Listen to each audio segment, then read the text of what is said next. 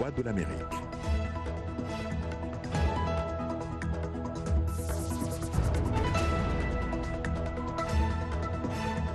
Madame, Messieurs, bonsoir. Bienvenue dans cette nouvelle édition de votre journal. On commence par les titres.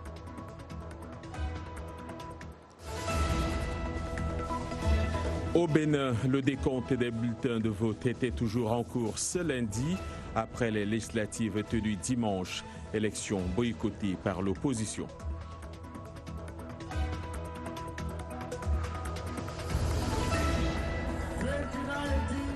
Et nous irons en Afrique du Sud. Le pays s'apprête pour des élections générales le 8 mai prochain, des élections où des jeunes sont au centre de toutes les attentions.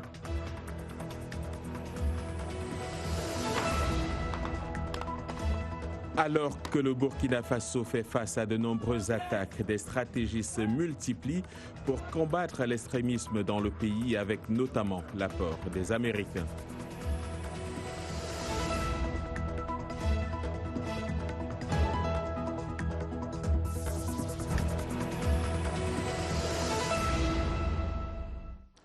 Voilà pour les titres. Bonsoir à tous. L'ombre de la terreur a encore plané sur le Burkina Faso. Le pays est en proie à des attaques djihadistes récurrentes depuis quelques mois.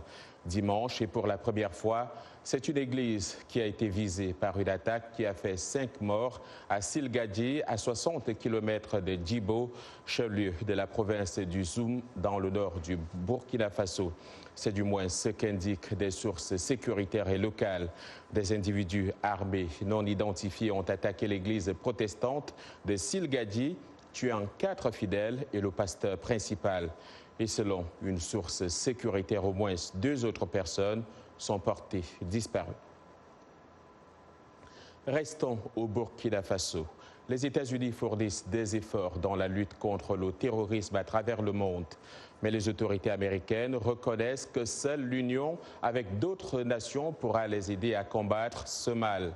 Raison pour laquelle les Américains ont triplé leur aide en matière de sécurité au Burkina Faso, l'un des pays de l'Afrique de l'Ouest qui lutte contre les extrémistes. Carla Bab de VOA s'est rendue à Ouagadougou pour un reportage et Blanche Sanou nous en fait le récit.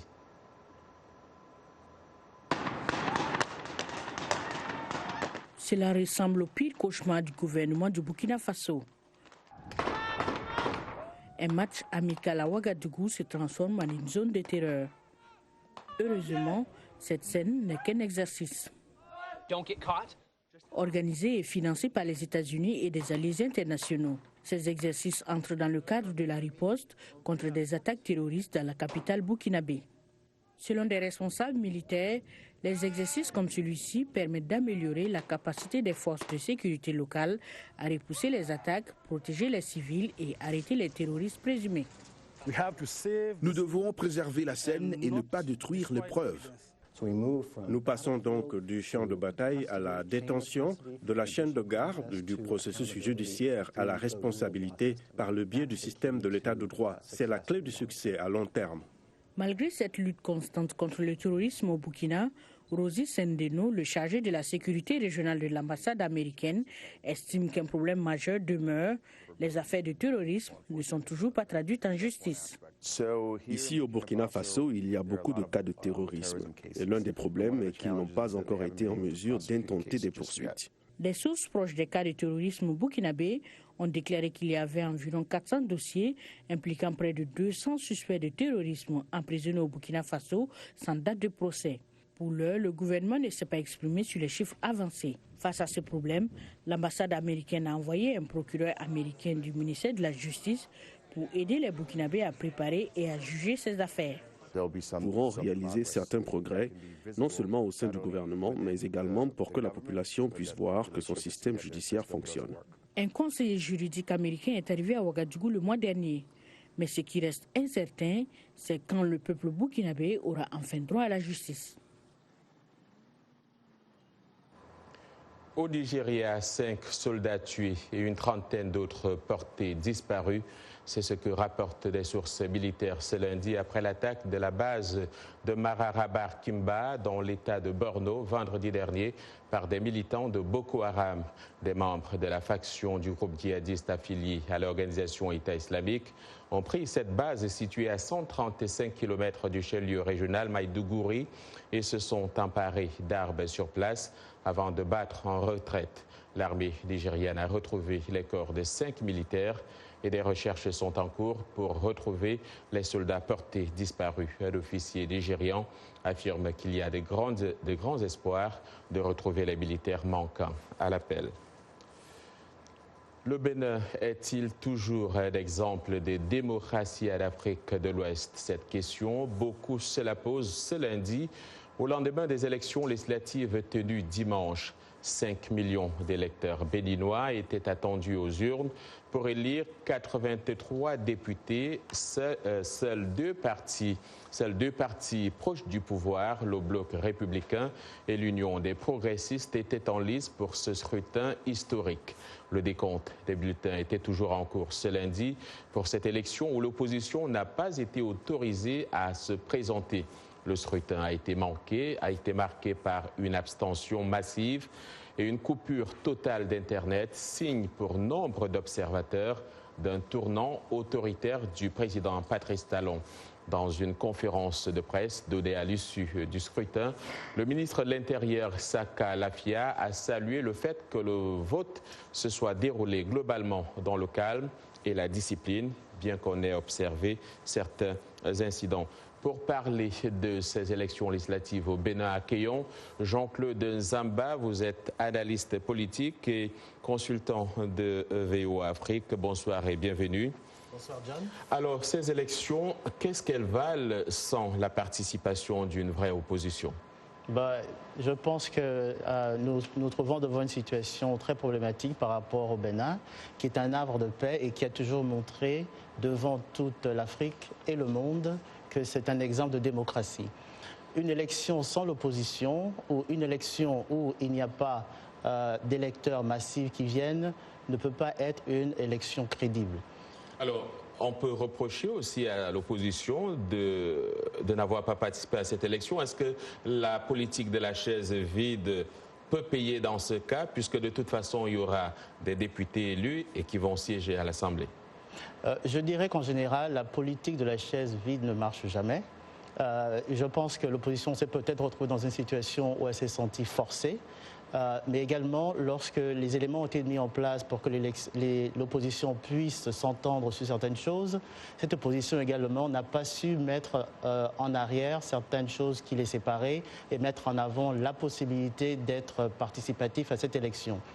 Donc je dirais que la chaise vide n'est pas quelque chose qui marche. Comme vous dites, il y aurait des électeurs qui vont en fait décider au devenir du pays. Alors cette situation dénote évidemment du manque de confiance qu'il y a entre Patrice Talon et l'opposition et même les Béninois. Que doit-il faire pour rétablir la confiance? Je pense que les institutions, comme M. Obama l'avait si bien dit, est l'apanage d'une démocratie. Également la participation de la majorité de la population et également ceux qui mettraient en avant la démocratie. Aujourd'hui, je pense qu'avec deux partis qui sont parrainés par M. Patrice Talon qui vont siéger au Parlement, n'est pas vraiment la bonne voie pour aller en avant, pour vraiment garder cette démocratie dont on parle tant au niveau de l'Afrique de l'Ouest. Et très rapidement, on l'a observé ailleurs en Afrique, le Bénin a coupé Internet durant ces élections. Ça devient une sauce qui fait recette? Apparemment, on l'a vu au Gabon en 2016, on l'a vu au Tchad, on l'a vu au Congo-Brazza. Je pense que l'accès à Internet, selon les droits de l'homme au niveau des Nations Unies, est un droit au peuple. Et lorsque cet Internet est coupé, c'est une violation aux droits de l'homme. Et cette élection qui salit un peu, on va dire, l'image que le Bénin avait jusqu'ici d'une démocratie en Afrique de l'Ouest? Je pense, mais ce serait de façon temporaire. Nous croyons beaucoup au peuple béninois. Ce peuple qui a tant lutté pour la démocratie, non seulement au niveau de l'Afrique de l'Ouest, mais au niveau de l'Afrique tout entière. Et je pense que les institutions, également les partis de l'opposition, feront tout pour que la démocratie sur le long terme soit quelque chose d'acquis et de permanent. Jean-Claude Zamba, merci d'être venu. Je rappelle que vous êtes analyste politique et consultant de VOA Afrique. C'est moi qui vous remercie. En République démocratique du Congo, 13 personnes au moins sont mortes en 3 jours à la suite des glissements de terrain causés par des pluies torrentielles dans une région enclavée de l'est du pays. Des dégâts matériels ont également été enregistrés. 6 ponts, 8 salles de classe et 90 maisons ont été emportées par les eaux de pluie. Toujours en République démocratique du Congo, retour triomphal de Martin Fayulu à Kinshasa après un mois et demi de tournée à l'étranger devant plusieurs milliers de personnes venues l'écouter. L'opposant congolais, candidat malheureux à la dernière présidentielle, a demandé au président Félix Tshisekedi de démissionner. M. Fayulu, qui revendique toujours sa victoire à l'élection du 30 décembre dernier, a par ailleurs annoncé des actions de grande envergure dans le pays. À partir du mois prochain, ces actions, souligne-t-il, lui permettront de récupérer sa victoire. Élections en Afrique du Sud, elles sont prévues le 8 mai prochain et elles approchent à grands pas en Afrique du Sud. Donc, les jeunes constituent la majorité des électeurs, mais leur influence sur les résultats reste incertaine car beaucoup se disent confus de la situation politique dans leur pays et ont du mal à faire leur choix. C'est un récit d'Abdourahmane Dia.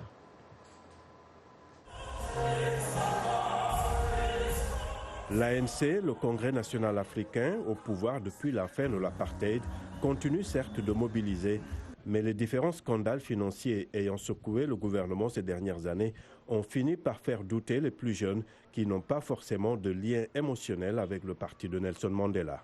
Je vais dire, je ne vais manquer de respect à personne, mais je pense que c'est un fait pour l'ANC. Je le pense fondamentalement. Sauf que Kadlego Mor n'est plus sûr de son choix. Il exclut l'ANC, même si le parti incarne la lutte contre le régime d'apartheid, et l'Alliance démocratique, considérée comme un parti majoritairement blanc. Il penchait vers le parti d'extrême gauche, les combattants pour la liberté économique de Julius Malema. Je soutenais les combattants pour la liberté économique parce qu'ils exprimaient les opinions de la jeunesse.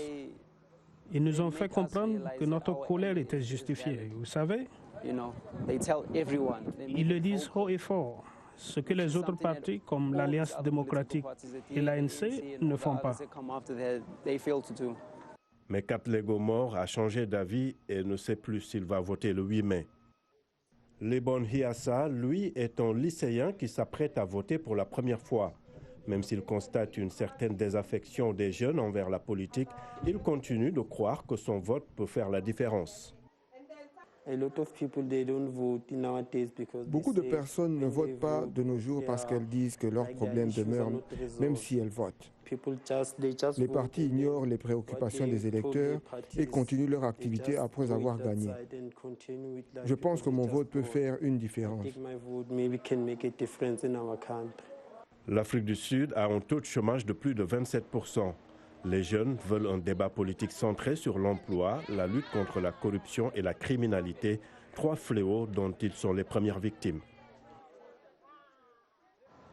Ici, aux États-Unis, Joe Biden est à Pittsburgh ce lundi.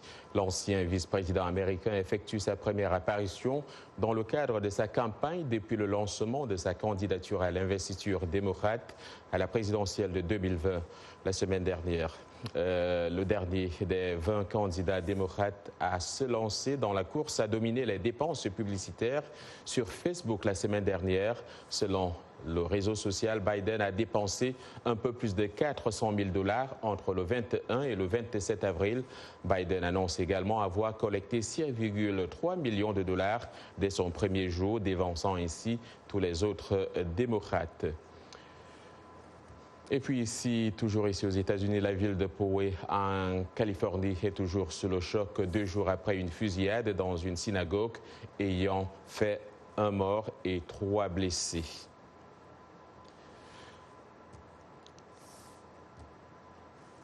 Donc, Laurie Gilbert Caille, la victime, une femme de 60 ans, sera inhumée ce lundi. Cette attaque est intervenue alors que les fidèles étaient en pleine prière à l'occasion du dernier jour de la Pâque juive. Le rabbin qui a remercié le président Donald Trump, qui lui a parlé au téléphone, a appelé à dépasser la haine. Nous devons combattre l'obscurité par la lumière, aussi sombre que soit le monde. Il faut penser à la lumière, a-t-il dit. Vous regardez Le Monde aujourd'hui en direct de Washington sur VOA Afrique.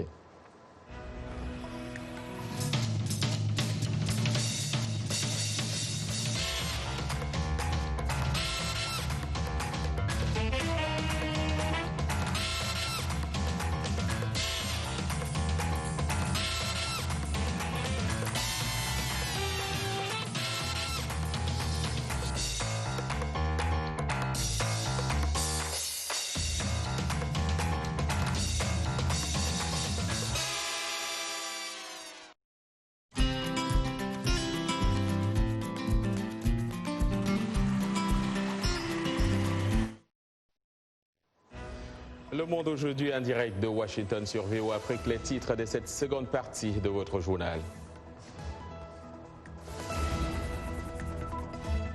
La téléphonie mobile, un outil de vulgarisation de l'agriculture au Kenya. Avec une pénétration de 98%, elle s'avère un outil indispensable dans ce secteur.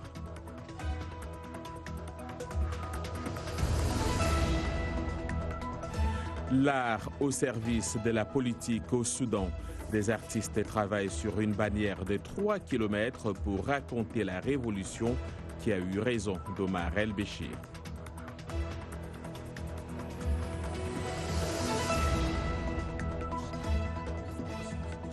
Et puis en sport, ils sont champions d'Afrique. Eux, ce sont les Lions indomptables du Cameroun qui ont remporté dimanche en Tanzanie la CAN des moins de 17 ans.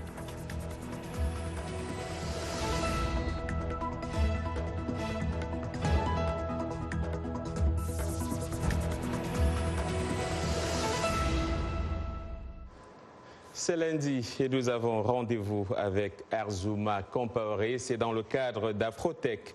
Arzouma, bonsoir et bienvenue. Bonsoir John et bonsoir à toutes et à tous. On se rend tout de suite au Malawi où le président Arthur Peter Mutharika a procédé au lancement d'une cellule numérique de surveillance sanitaire dans la capitale Lilongwe.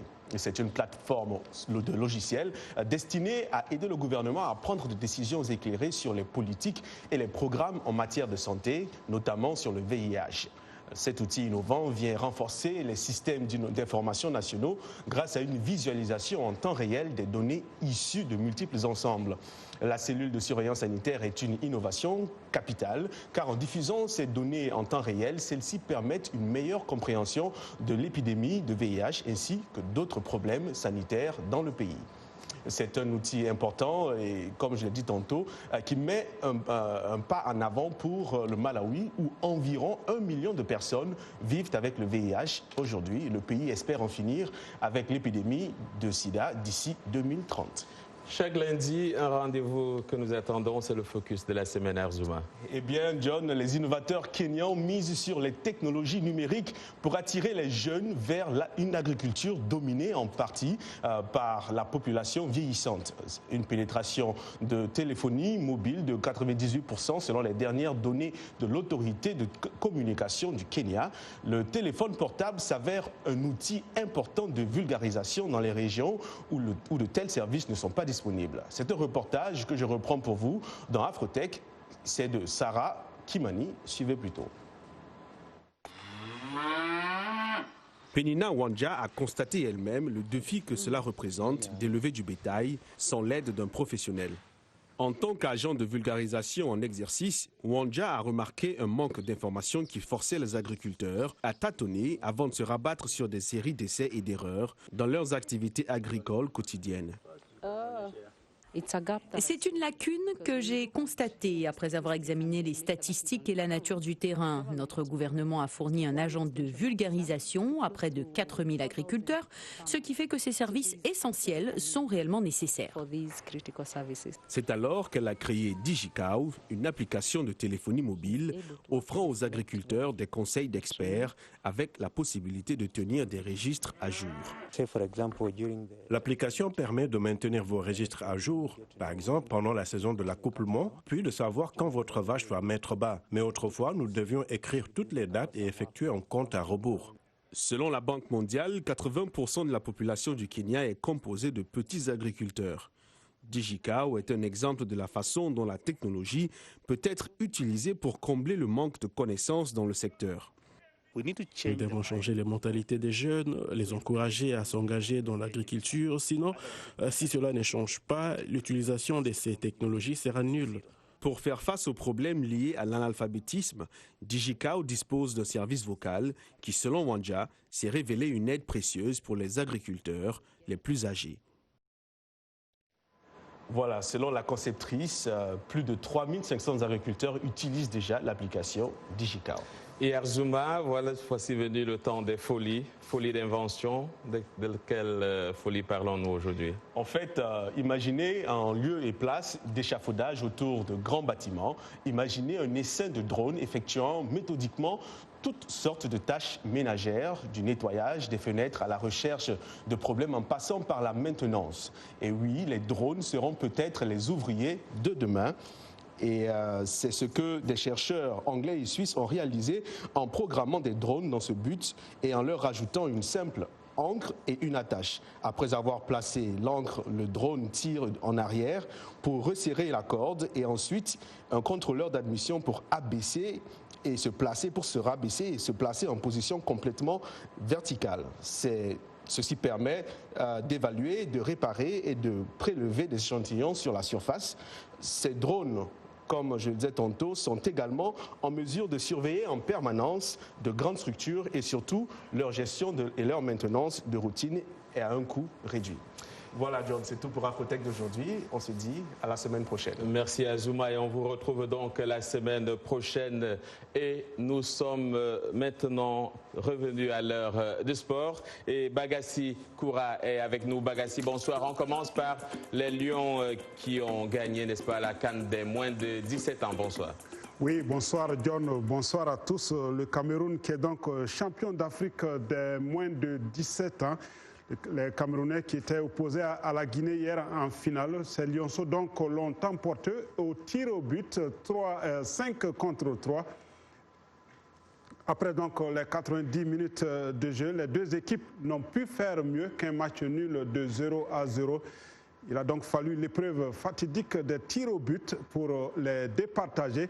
Et cette fois-ci, le Sili national de Guinée n'a pas eu de chance, comme ce fut le cas contre le Nigeria. Alors ajoutons que le Cameroun, la Guinée, l'Angola et le Nigeria représenteront le continent à la Coupe du monde de la catégorie et ça sera au Brésil en octobre prochain. Le CS Sfaxien et le Zamalek sont vainqueurs des matchs allés en demi-finale de la Coupe CAF. Poussé par un énorme public au stade Taïb Mehiri, la formation tunisienne de Sfax a gagné donc son match à domicile face aux Marocains de la RS de Berkane 2-0. Le club sportif sfaxien se déplacera un peu plus sereinement au Maroc pour le match retour dimanche prochain. Par contre, il y a eu moins de buts dans l'autre demi-finale aller entre les Égyptiens du Zamalek et SC et l'Étoile sportive du Sahel. Il faut dire que les Tunisiens se sont imposés 1-0. Et notons que l'Ivoirien Eric Bailly va manquer la CAN 2019. Le défenseur de Manchester United est touché à un genou et ne rejouera pas le reste de la saison. Eric Bailly s'est blessé au genou droit lors du match de Premier League hier dimanche contre Chelsea à Old Trafford. L'Ivoirien âgé de 25 ans a subi une lésion des ligaments internes lors d'une collision avec le milieu Matteo Kovacic lors du match donc contre Chelsea qui s'est terminé par un score d'1 but partout. Et en RDC, notons cette suspension du secrétaire général de la Fédération de football, Yangui Bokinda. Il a été suspendu donc après une décision du comité exécutif suite donc à la disqualification de la CAF des Léopards espoirs des éliminatoires de la CAN des moins de 23 ans à cause notamment de l'inéligibilité du défenseur congolais Arsène Zola. Arsène Zola, il faut le dire, un joueur du TP Mazembe, avait fait l'objet d'une plainte de la Fédération royale du Maroc à l'issue de leur double confrontation. Arsène Zola, il est né le 23 février 1996, alors que le règlement de la compétition exige que les joueurs soient nés après le 1er janvier 1997. Et terminons donc par l'Europe, la Première Ligue en Angleterre, et Van Dijk, qui a été désigné le meilleur joueur donc, de l'année par ses pairs. Le défenseur néerlandais de Liverpool, qui succède au palmarès à son coéquipier Mohamed Salah, a été préféré par les joueurs de Premier League à l'attaquant de Manchester City, Raheem Sterling, sacré jeune joueur de l'année. Virgil van Dijk, 27 ans, a rejoint Liverpool en janvier 2018 contre 87 millions d'euros en provenance de Southampton. Rappelons que le Sénégalais Sadio Mané était le seul joueur africain en lice pour le titre de meilleur joueur du championnat anglais. Merci John. Merci Bagassi et à la prochaine. Alors que les pourparlers entre les manifestants soudanais et les militaires progressent très lentement sur la question du régime civil, un groupe d'artistes tente d'insuffler une impulsion colorée au processus. Ces artistes protestataires peignent une bannière de 3 km sur laquelle ils racontent la révolution en cours au Soudan. Les précisions avec Ruth Elmengtorp. Son reportage est repris ici par Irénée Herman Umbo.